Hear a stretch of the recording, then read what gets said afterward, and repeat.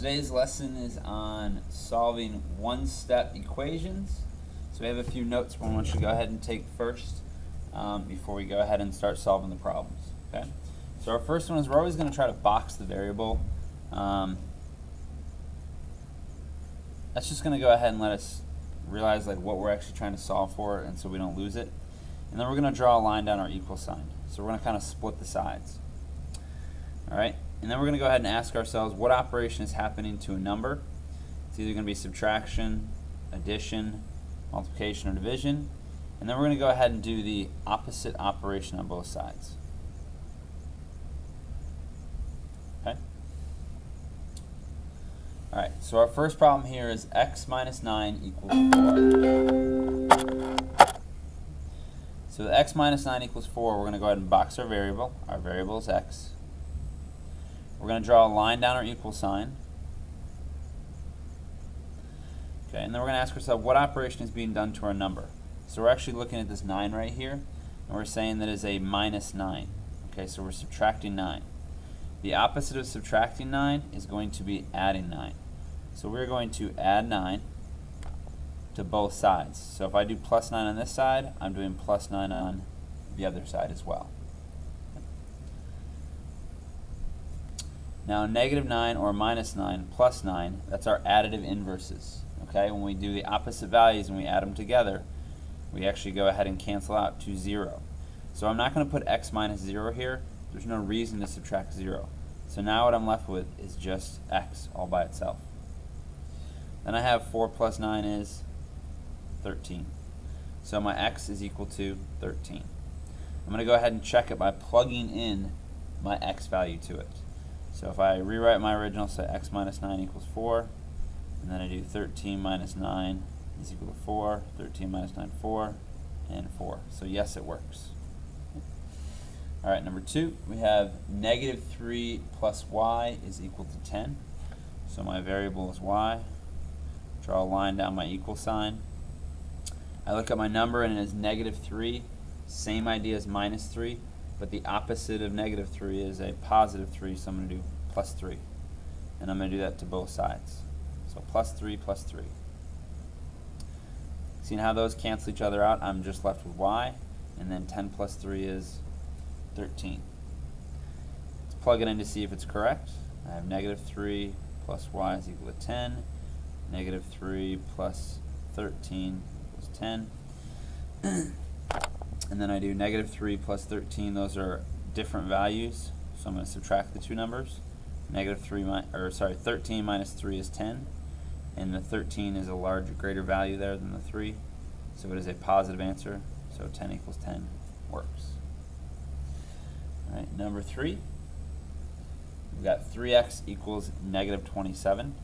So box my variable here. Draw a line down it. Now I'm going to go ahead and look at the operation. It is 3x, which means I'm multiplying. The opposite operation of multiplication is division. So I'm going to be dividing 3 on both sides. Now when I divide 3, I always want to go ahead and put my line underneath it with my division symbol. Okay, that's the best way to go ahead and write it. I'm not going to go ahead and actually write a division symbol and then 3. All right. So if the 3's cancel each other out, so 3 divided by 3 is 1. So it's actually like having 1x there. So I just write x by itself. Negative 27 divided by 3 is negative 9. Okay. And then I'm going to go ahead and check it. Let's plug it in. 3 times negative 9 is equal to negative 27. 3 times 9 is 27. There's only one negative, so my answer is going to be negative. So negative 27 equals negative 27. All right, number 4. T divided by 5 is equal to 15. So let's box our variable here. All right. And I'm going to go ahead and draw my line down my equal sign. And I said they're being divided. 5 and t are being divided with each other. So the opposite of division is going to be multiplication. So I'm actually going to be multiplying. Oops.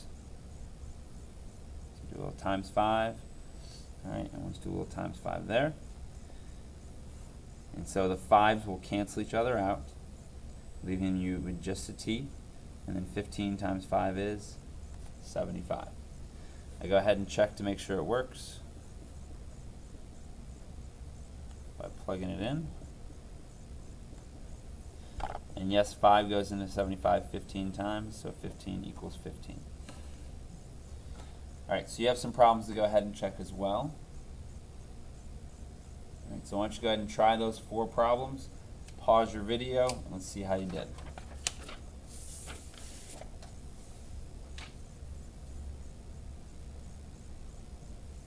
Alright.